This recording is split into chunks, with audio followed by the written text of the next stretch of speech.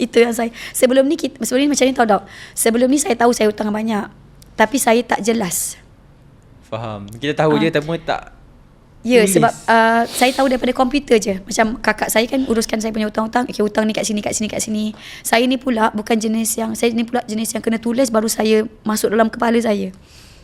Jadi bila kakak saya beritahu saya tahu hutang banyak, tapi saya macam buat tak tahu.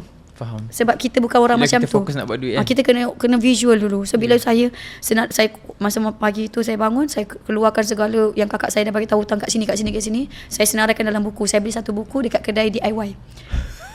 Saya pergi DIY, saya beli kedai buku. Saya ajak adik saya, jom teman pergi DIY. Nak buat apa? Nak cari buku. Nak buat apa dengan buku banyak-banyak? Satu je nak beli buku. Nak tulis senarai hutang. Tu saya senaraikan semua. Page by page lah. Macam contohlah hutang dengan Dr. Hanzalah. So page ni senarai semua dengan hutang-hutang. Page yang seterusnya Dr. Hanzalah. Okey, berapa kita bayar setiap bulan?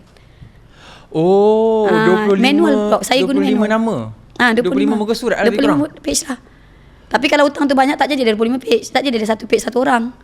Satu orang boleh jadi 3-4 page. Sebab dia nak tulis sebab kita nak bayar sikit-sikit.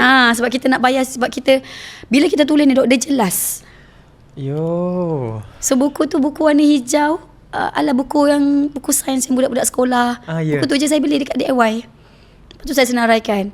Sebab saya jenis yang kena tulis, kena nampak, kena tengok. Hari-hari saya tengok. Bangun pagi tu yang saya tengok.